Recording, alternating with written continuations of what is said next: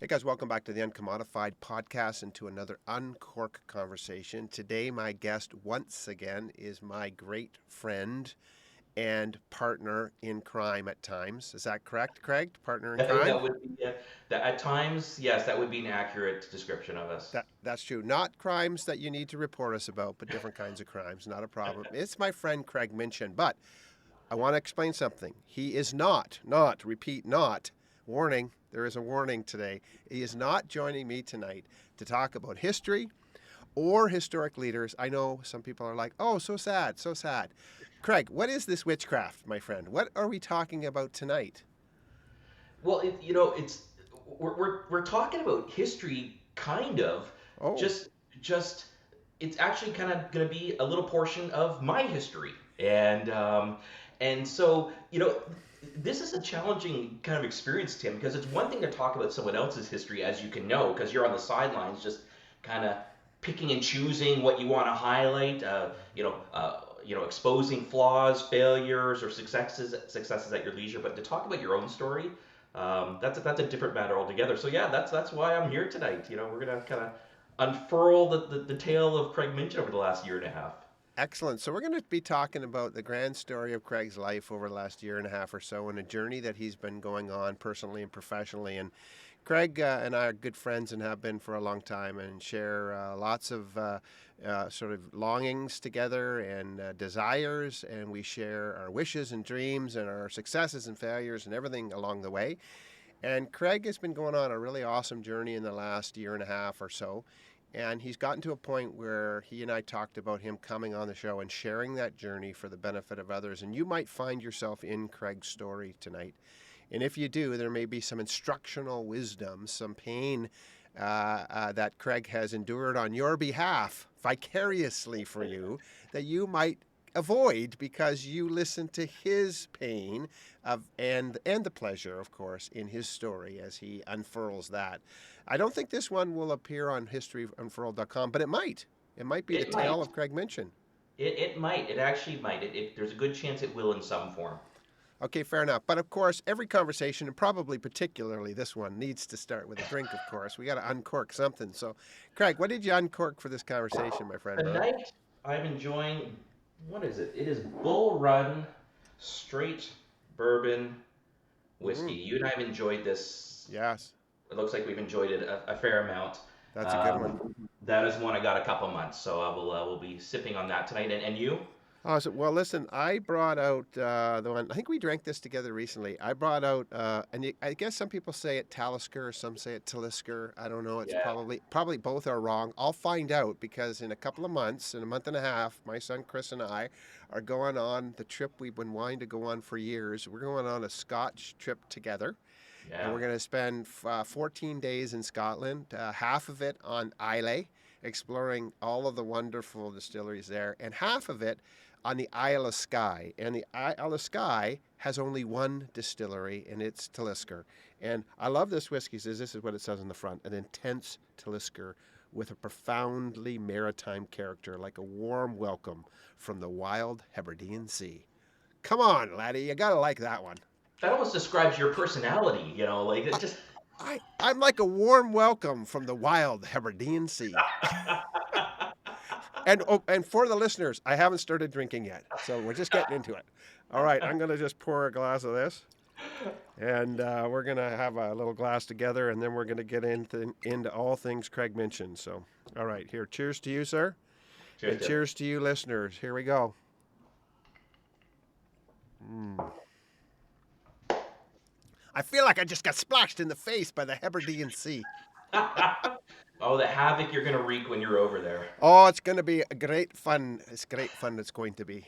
All right, I'm No not going to doubt. do any accents because my kids will kill me. So, but my son and I are going to explore. Chris and I it's going to be awesome. So, back to all things Craig mentioned. Craig, so what have you been learning? What's going on in your life? What's happened to you, and happening to you? And where's this conversation going to take us tonight? Let's just get into it. Yeah. So I was thinking of a story. Often it's logical to start at the beginning, but I almost want to kind of start at the end, just to some extent. Hmm. I was thinking of the Pixar film, The Incredibles. Mm. And just to give a little bit of context, Incredibles, it's about a family of superheroes that have had to hang up their cloaks, hang up their superpowers, and go take day jobs like the rest of us suckers. And Mr. Incredible, I think they made him something like an insurance broker or something. So you have this big brawny guy sitting, behind a desk on a keyboard. And one day after a horrible day at the office, Mr. Incredible comes home and he's driving in like this really undersized car for him, like a Pinto or something. And he slams the door. And at the end of the driveway is a little kid, probably about 4 or 5 years old. And the kid's just staring and looking at him. Now, the kid suspects that there's something about Mr. Incredible because he's seen him do things like lift up cars before. But Mr. Incredible's not in the mood. So he looks at him and he says, what are you waiting for? And the kid replies the most awesome line. He says, I don't know, just something amazing to happen. And he responds, yeah, me too, kid. Because he's been sentenced to a life of just a drudgery. And, I was thinking about that because I actually kind of played both roles in my professional life of the kid and Mr. Incredible. For years I was kind of saying to myself, like, well, what am I waiting for? Something amazing to happen, as if amazing things just kind of happen, unintentionally, and as the universe kind of throws them your way. And so, um, I'm not sure I'd say I'm at the end of the journey, but I'm at a real marking point of the journey where something's really incredible has happened in my life, but it certainly didn't happen, you know, um, accidentally. I didn't just kind of sit back and passively wait for it to happen. At the same time, I didn't have a clear 5-year plan or even a 12-month plan of where I wanted to be. But a massive transformation happened in my professional life, and I went from that guy who was kind of the Mr. Incredible, waiting for something glorious to happen, to actually seeing something really happen in my professional life. And But, so that's kind of the end. I'm telling the story kind of backwards, but that really is where it kind of made sense for me to start. well, what I love about it is you just called yourself Mr. Incredible, which is pretty cool. Well, very appropriate. I'm going to call you Mr. Incredible now. And by the way, if you're listening to the podcast and you're not watching on YouTube, you might want to flip over to the YouTube channel because Craig has a Mr. Incredible shirt on now. No, he doesn't. He doesn't.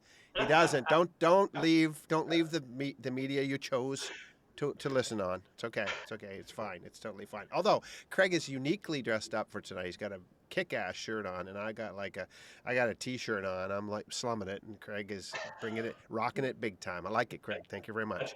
Okay, so that's the end of the story. You Yeah, are Mr. Incredible, doing incredible things now, and you'll explain what those are, yeah, obviously. yeah, But I guess that means that a while ago you were Mr. Unincredible, yeah, and unincredible things were happening to you all the yeah, time. yeah, yeah. It um, my career really for the last 15 years, I spent my career at the same company, a very, very large multinational company. Entered there as took an entry level job there, and then took advantage of the opportunities and training, and then got promotions and promotions and promotions.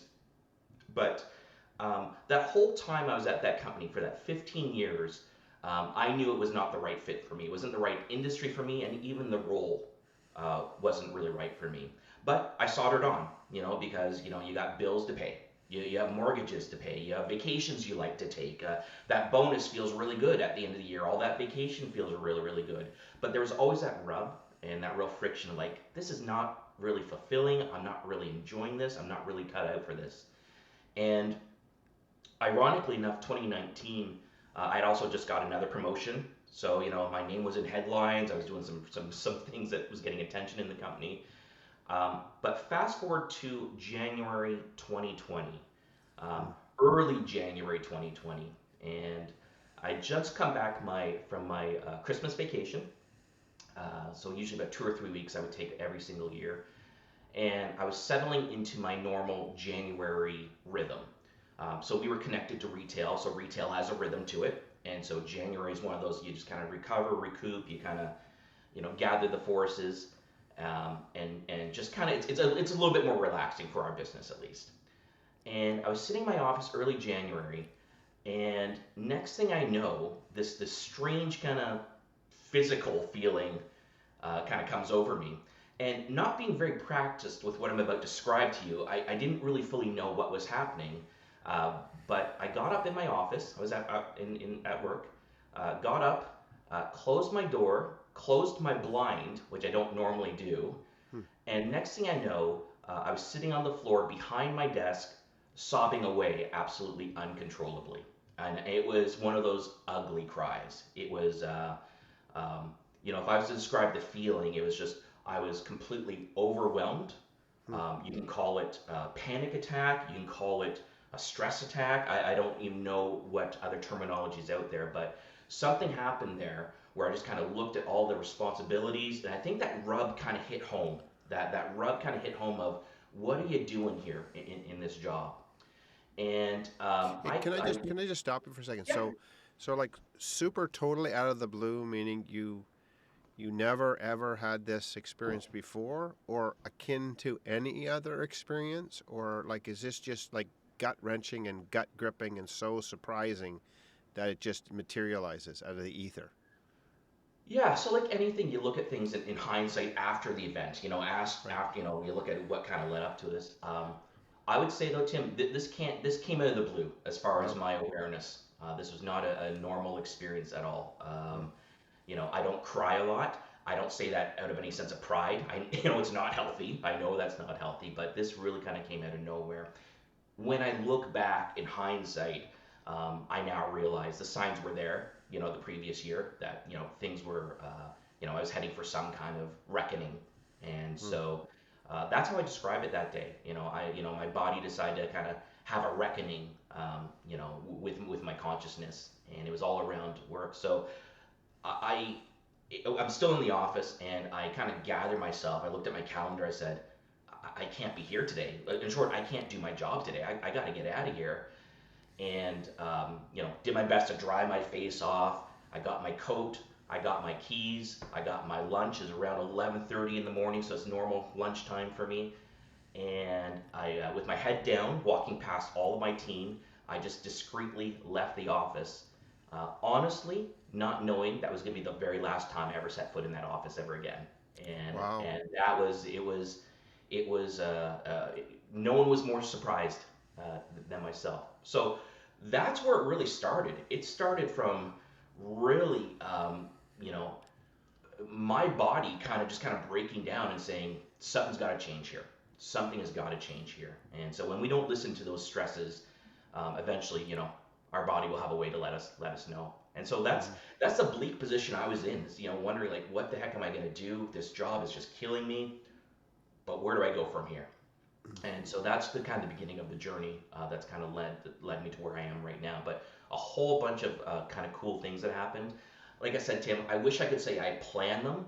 I wish I could say I was really highly strategic. I wish I could say, I had the 12-month planning. But in reality, no. I kind of went on instinct and support of people around me to kind of sort through a lot of mess.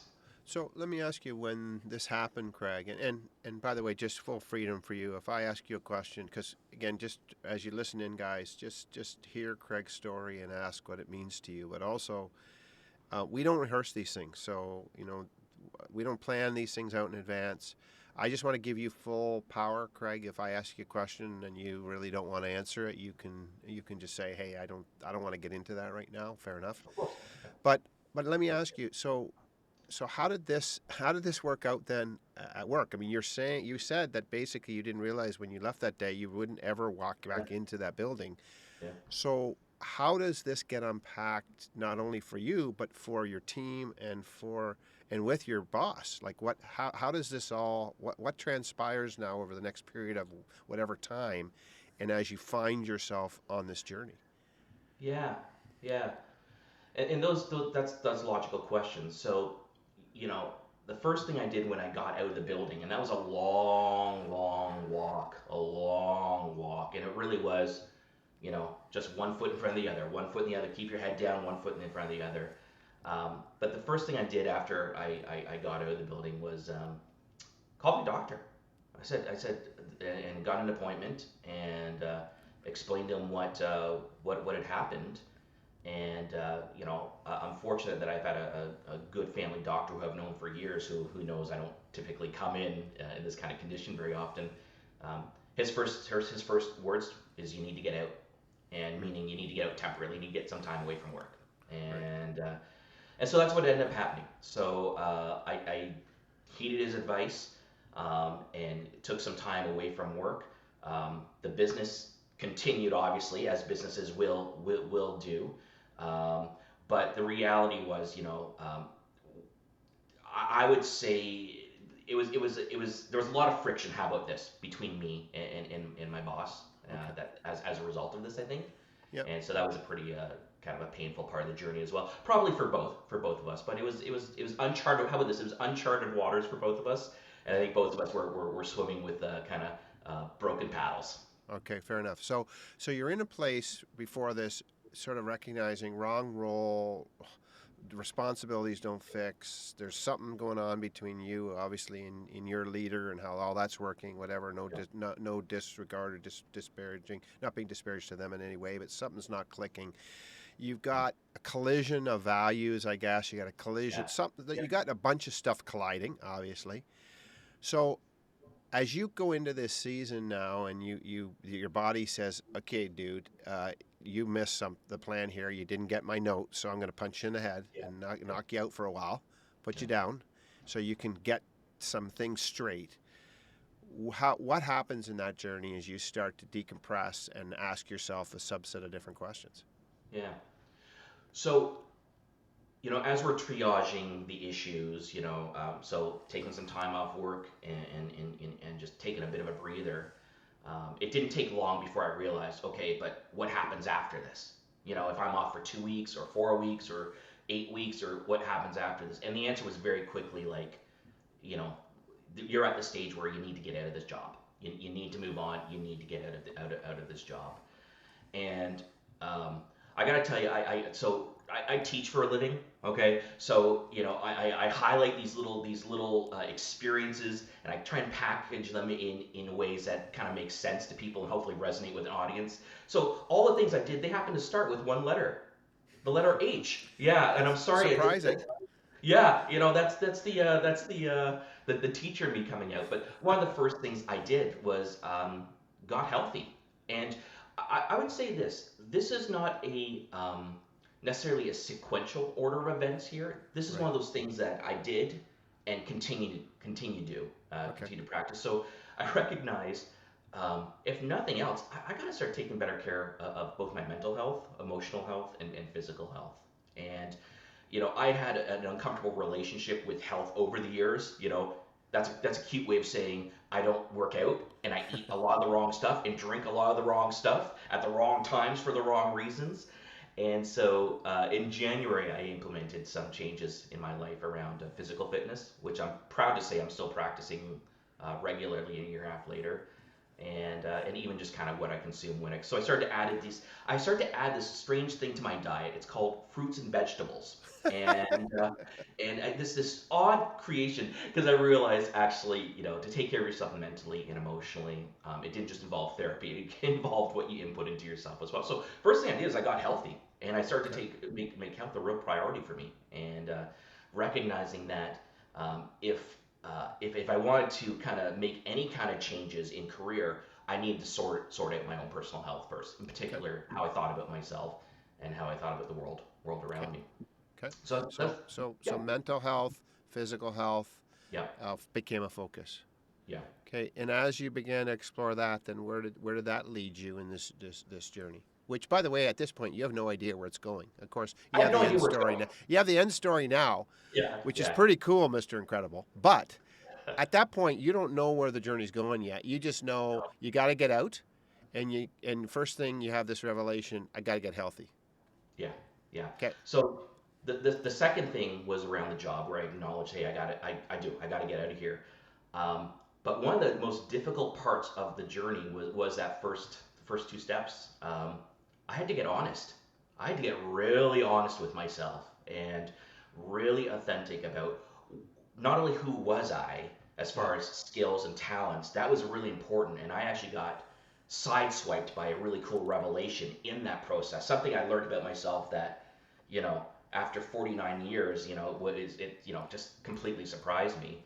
Um, but I also get really honest with myself about what did I want out of work. Like really, like I had to really ask those questions like, so Craig, are you okay with the good salary and the great benefits and the vacation and like is that enough for you? And if it is, that's okay. Like that's okay, but you just got to be really honest with yourself. And I realized after some soul searching that no, that wasn't enough for me. And so all the perks that I had over the years, I realized that was not a substitute for personal fulfillment in my career. And so really spent some time getting honest with myself about who I was, discovered new things about myself, and what I really, really wanted from the workforce. And that wasn't entirely a new experience, Tim. I've always been into self-reflection. There's not an assessment I haven't taken out there, around self-improvement, self-betterment, self-knowledge. Um, but this had an extra layer of, I think, urgency to it.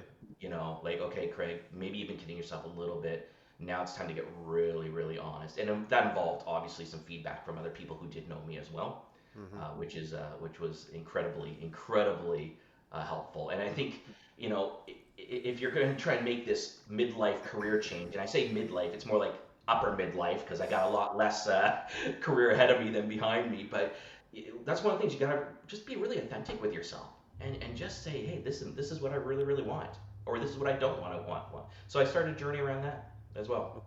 Okay, so again, if you're listening in, and Craig, he's really now tipping into some of this, and it is call it a midlife, or call it a 2/3 life career adjustment, call it what you want. But there was clearly, again, if you're thinking about this, an urgency to get healthy, an urgency to get honest, super honest about was the job giving him what he needed in the transaction. There is a transaction, ladies and gentlemen, listeners, that you have with your work. Okay, they give you money and they buy something from you, and sometimes the cost of what they're buying is higher actually than the money they give you. Mm, Surprise, yeah, surprise. yeah, Sometimes it's a great transaction, a great equation, but sometimes you give up far too much in the transaction and you lose yourself along the way. And yeah. it's a question you got to ask yourself, ladies and gentlemen, because life is short, and if you're on the last third of your career and it's not making you a happy person, healthy, a really great person to be around for your friends and family, you better ask yourself a subset of different questions. Can I encourage you to do so? Maybe Craig is as well tonight. So where does it lead you, Craig? You got honest, you got healthy. Where does it lead now? Well, the most obvious one is I got help. I got help. I realized like I lived too much of my life and even my career in really a vacuum of just kind of this this this I call it deceptive independence. This feeling that hey, I'm on my own. I don't need anyone else. I can figure this stuff out on my own. Just kind of solder on and I'll get there. Um, I had to ask for help, Tim, and that was harder than you would think. And um, I'm incredibly gracious, and I recognize I come at this help from really a position of privilege because I'm very fortunate. I had a really strong support network around me, really strong family, extended family, um, and even extended family, friends like yourself and Pam. I had great relational support around me, but I also recognized I need to get some help as far as how the heck do you even transition from one field, one industry to something totally different because I had an idea where I wanted to go now. Now I knew where I wanted to go, and it had nothing to do with where I'd spent the last 15 years. So I didn't just piggyback on that necessarily. So I had to ask for some help. So I actually went to the extent where I invested in myself probably for the first time professionally, and I hired someone who could kind of help me. And when I say help me, it's really practical things. Kind of talk me through like, so Craig, what do you want to do? Let's flesh out what kind of jobs are out there. It's great if you decide what you want to do, but is it marketable? And they flesh through those conversations. But even things like updating my resume, making it pop for the kind of jobs I want. Something that I didn't have, a LinkedIn profile. I had zero, zilch, nada. I had zero social media whatsoever. So she sorted that out pretty darn quick as well. But basically brought me out of the cave of this. this independence, this self-inflicted independence, and brought me in and introduced me to the world. So I got help from a lot of people. It's just like you. It's like you were like a pre-caveman, and this Yeah, this this lady brought you like into like you were sort of like walking around, dragging your limbs on the ground.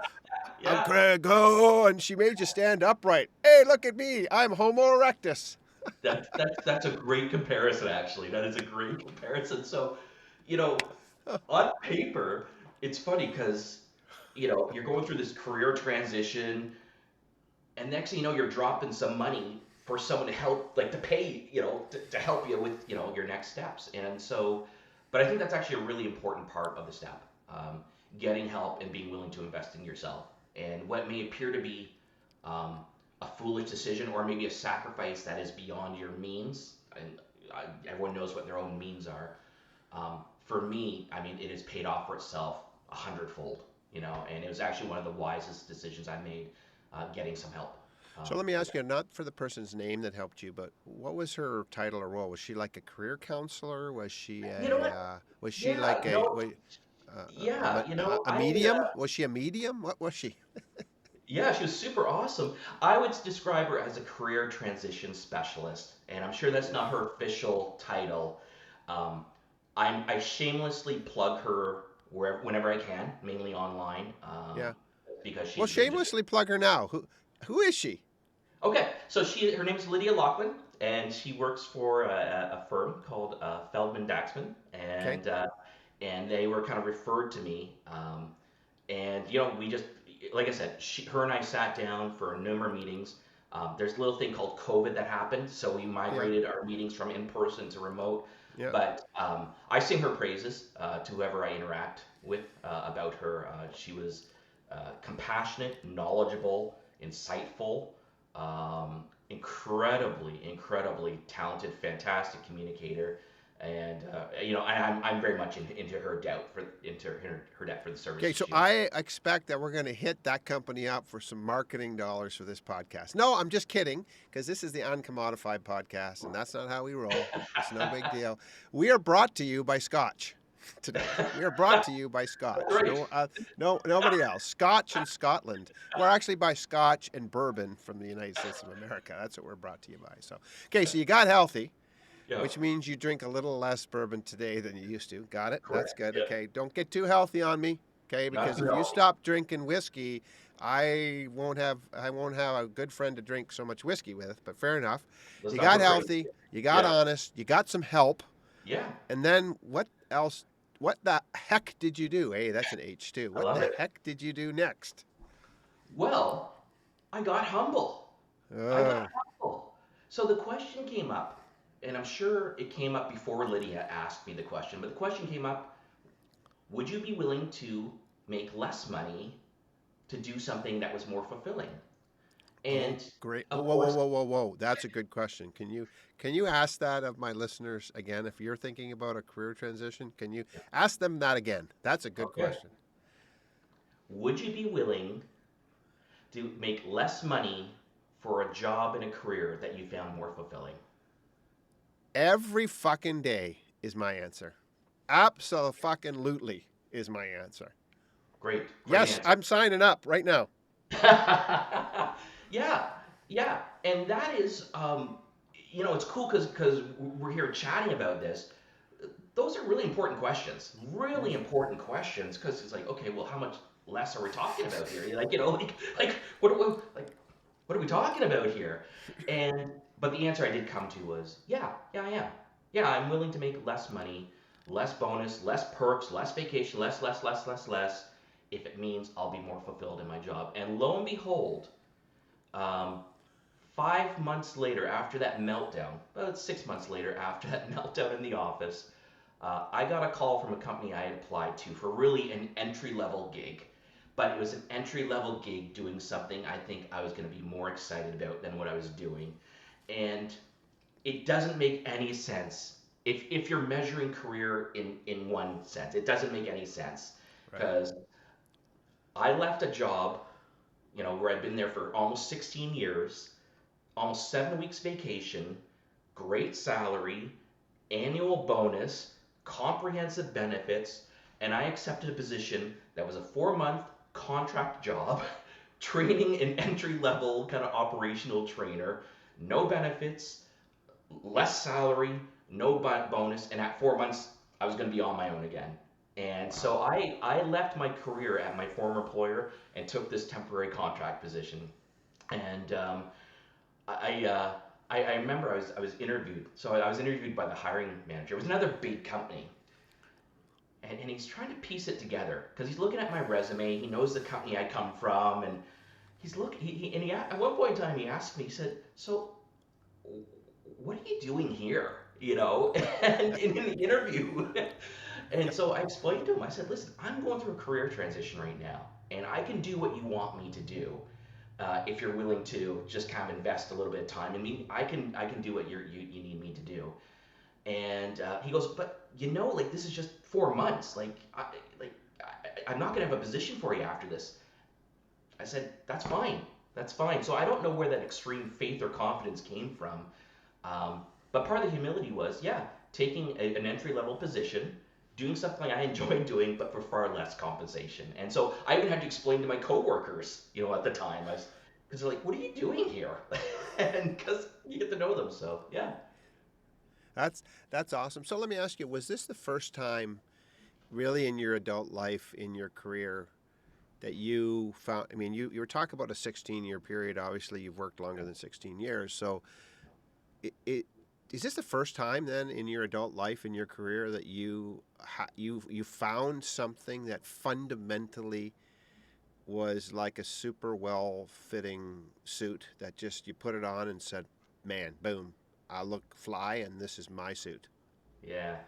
Probably, if I'm being honest, probably not the first in my career. I think in my Okay. early days, I had done, so I'd done some public speaking. I was doing some speaking in high schools. I was working for an organization that felt like it was a good fit. Okay. But that was early on in Okay. in my And then professional. you found yourself taken away from that into a different career, which where you're Yeah, like everybody. Let's be honest, listeners. There's times where you got a family, you got young kids, you're making choices. Sometimes you make choices for other reasons, which are great for others, but not necessarily always great for yourself.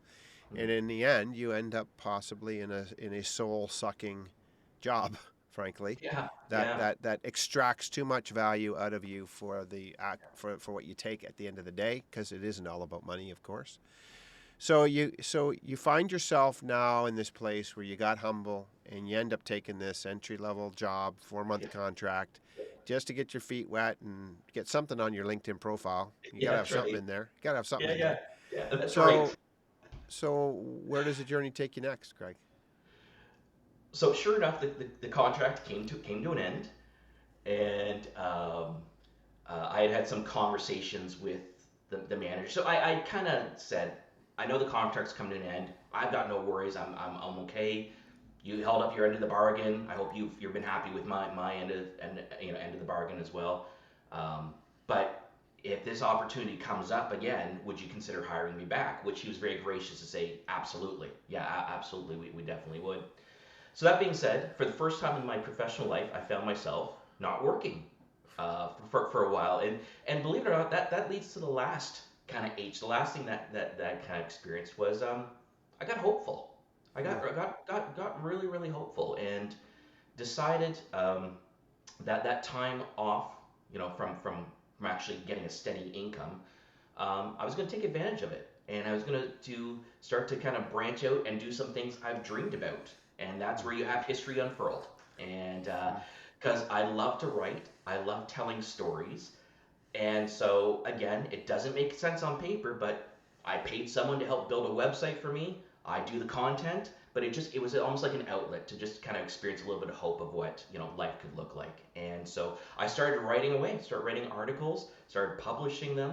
Um, didn't wasn't really focused and still aren't. I'm not really focused on burning down the internet with traffic, but it was more just an outlet for me just to kind of introduce myself to the world a little bit and just do some stuff that I really have wanted to do for years, which is write and tell stories. Interesting. So again, if you're listening in, this is really interesting to me. So in the midst of this, you all of a sudden now, so historyunfurled.com Yeah. If you haven't gone there, you should, and read some of the articles that Craig posts there, and some copies of some of the podcasts that Chris and I, that's my producer, and my son. So, Chris, different Chris's. Now, we're not talking about Chris. I'm getting old now. We're talking about Yeah, yeah. Craig. I'm having a senior moment right now. So let's just leave that as part of the podcast so people can know I have senior moments. But Craig's in the middle of this, and boom, historyunfurled.com is born. Yeah. And can I suggest something? Highly doubt historyunfurled.com would have been born if you were still at your old job. Correct. Yeah. Yeah. Highly doubt that a lot of things that are being rebirthed in this season of hopefulness, birthed and rebirthed, wouldn't have happened. And again, if you're listening in, that's the hopefulness of planting a seed. There's an old idea or proverb that very simply said that a seed, unless it goes in the ground and dies, submits to the earth, kind of death, it can't bear fruit. So a lot of things died along the way, Yeah. but yet there's been new growth, rebirth of of old things, growth of new things in your life in this season of hopefulness. Absolutely. Absolutely. I uh, the manager again. I referred to him because he was just I only knew him for a short time, but he was really really quite kind. And I remember my second last day he looked at me and he said, Craig, I looked at you when I interviewed you, and you looked like someone who was just kind of burnt out and tired and fatigued. And you reminded me of my own journey, where I Mm. said that a few years ago. And he says, I know you're going to be off work for a little while. But he said, I think you're on a really good career path right now. You just need a little bit more time. And that was probably just a throwaway phrase for him. But I got to tell you, Tim, that helped really resonate with me and help really some of that hope germinate. Mm-hmm. And so I had those words, virtually no income coming in, but history unfurled, and a belief that, well, the clock is ticking, but something's going to happen here. I'm just going to keep doing what I got to do. So I'm going to keep applying for jobs. I'm going to keep dreaming a little bit. I'm going to keep doing things, staying healthy, things that are good and healthy for me. And lo and behold, in the midst of all that, just as I was getting ready to return back to that temporary employer, so I was very very close, like to the point we were talking again. Um, I got a call from someone, and it was someone offering me a position to do something that I thought was the closest thing to a dream job. And ironically, they found me through LinkedIn, which is not ironic. That's how things work. It's just ironic based on what I've told you. Yeah. But yeah, and so went through the interview process, and I won't bore anyone with the details, but 6 weeks later, I found myself in a job that I would say is the closest thing to a dream job for me. And what blew me away, Tim, was two things. One, that it happened, but how quick it happened. Wow. That was less than a year and a half, and I was actually when I left my other employer, it was actually about a year, less than a year, where that came full circle, and I was surprised at how quick that happened. Wow. So you go on this journey. You get healthy. You get honest. You find yourself exploring these things. You get humble in the process. Yeah. You find some hopefulness as you go through this process. And now you're sort of on the other side, I guess, in some ways. And now you're Yeah. moving into whatever this new season is for you. Um, so if somebody is listening and they're in your position that you were 2 years ago or Hmm. a year and a half ago, approximately, what's your good counsel to them? It's it, it it really does start with taking a look at that exchange between you and where you're at with your employer. And so I say it really does start with honesty. It really does start with honesty. I know we talked about getting healthy first, but it's because it's all mashed in together. It really does start. What do you want from work? And is this a fair exchange in your eyes? Is this a fair for the effort and the compensation? Is it? And I could give like a lot of platitudes about you got to dream and you got to reach out and you got to but that's not really very uncommodified, to be honest with you. And it sometimes rings very hollow. You got to be really really honest with yourself, really honest with yourself. who you are, what you want, and what your current state is at the time. I was somewhat honest with myself for most of my career, but not enough to move me into action. Hmm. And I think I was just waiting for some divine career lottery to strike me one day. The stories that make Hollywood, that if I just passively kept my head down and was a good person, that I would win the career lottery and someone would come by and offer me a different job. But it does involve some action. It involves a lot of courage, and it involves a lot of, I'd say, authenticity. Hmm. And again, if you're listening in, I would really encourage you, and obviously we're talking primarily about work and career, but whether it's work or career, or whether it's anything else that you're doing in life, get honest about the transaction that's happening. You're selling a part of yourself in relationships, in business, whether it's a business transaction as an employee, or whether it's in friendship or other relationships. There's a buy and sell that's happening, and sometimes we don't think of it that way. There's a trade going on, there's a transaction, and sometimes the price that we're paying is far too heavy for the value that we're extracting, and the value isn't just about money. And courageously examine that. Ask yourself that question. And of course, these are difficult times. They're dangerous times in a sense in the world we live in. We got a lot of things going on. We got changing economics, a lot of things going on, and a lot of people might be saying, "Well, this isn't a good time for that." Can I just challenge you? It's always a good time, Yeah. because if you don't, there's a bigger cost that you're going to pay. And Craig is trying to help you understand that and see it in his journey. His body decided one day to smack him upside the head and say, "You're not listening to me. You're not listening to the signs I'm giving you. And you know what? I'm going to take you down, and I'm going to put you down on the mat. And Hmm. as a UFC aficionado, who I like UFC, I'm going to put you down on the mat, and I'm going to put you in a rear naked choke, and I'm going to put you out for a while. I'm going to put you unconscious, and then good work can happen." And that's sort of Craig's journey. And hey, before that happens to you, ladies and gentlemen, ask yourself a subset of different questions like Craig did. Get super honest about who you are, where you are, what does it mean to be fulfilled, what does it mean to be challenged in the environment that you're in. Now, I think the other thing I want to just park on as we finish is that idea of hopefulness. I mean, hopefulness ties into this idea of faith. It ties into, this sense of confidence, whatever this is. It sort of transcends sometimes human things. Um, but Hmm. I can remember Craig, and I think where I sort of intersect this story, and I think about it is, it was probably early March of 2020, It was I right at the think. cusp of my, we'll call it breakdown or awakening, but right Yeah, at the very yeah, beginning. right at the cusp of that, which you and I and our wives, we went out for dinner at a beautiful restaurant that you really enjoy in Mississauga or Credit. Where is it? Credit? Technically Mississauga, but yeah.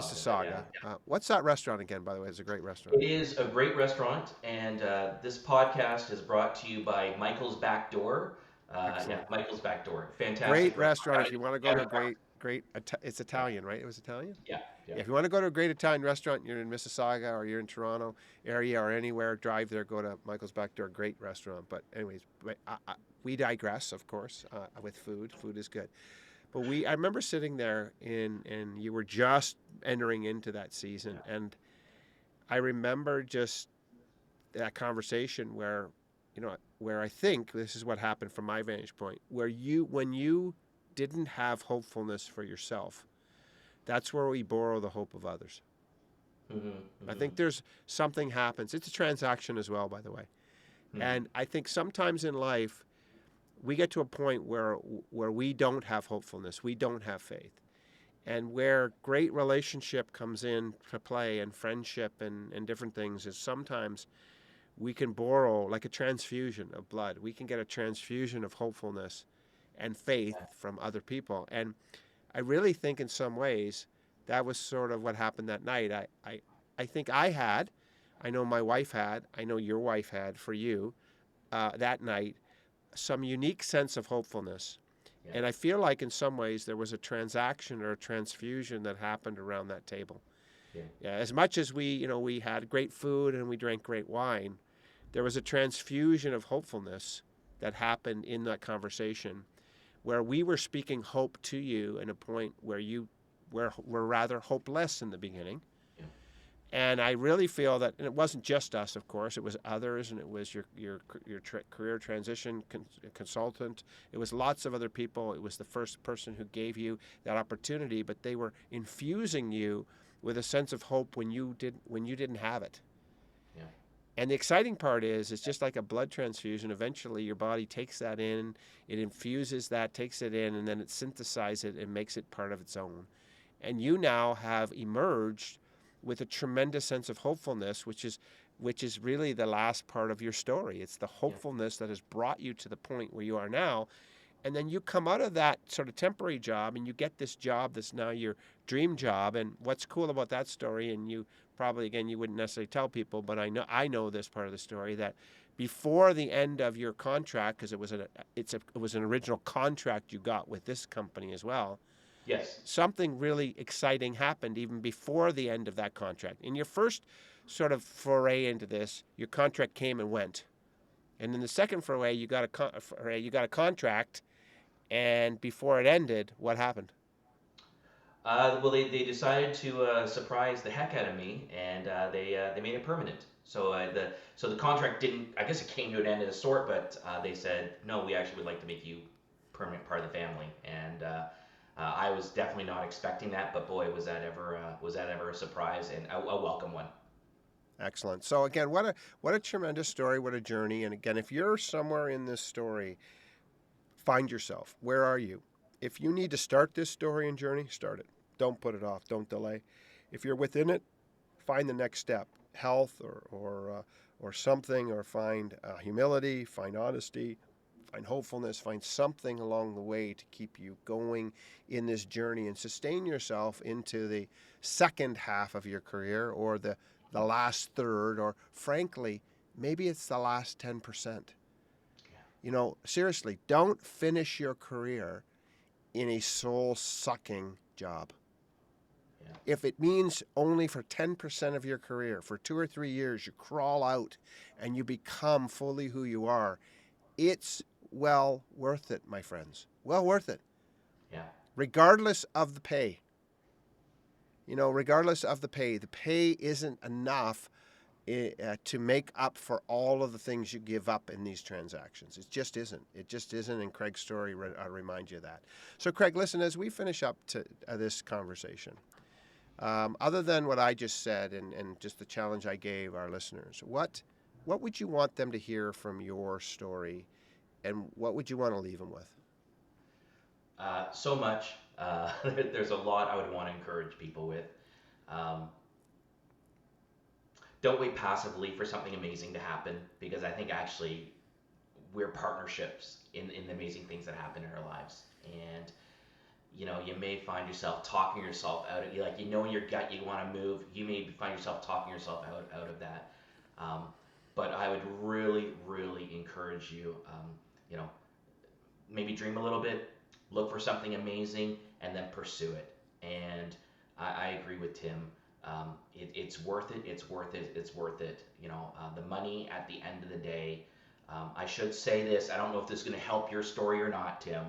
But not only did I come full circle as far as salary, I actually came up a step after a year and a half. And so that gig that I'd said, oh, I'll never make more than this in my entire career for this thankless job, this miserable job, that's not always necessarily true. So I wanted to put that in there as well. It's not the most important thing, but to dream a little bit, good things can happen. So look at that. Full circle, Mr. Craig Minchin has come. Look at that. And I guess, like that little boy at the end of the driveway, looking at Mr. Incredible, who's now not so incredible because he's an insurance agent and he ought to be a superhero. Hey, no, not being unkind to insurance agents, but listen, come on, not the superhero I want to be at most days. Hey, you know what?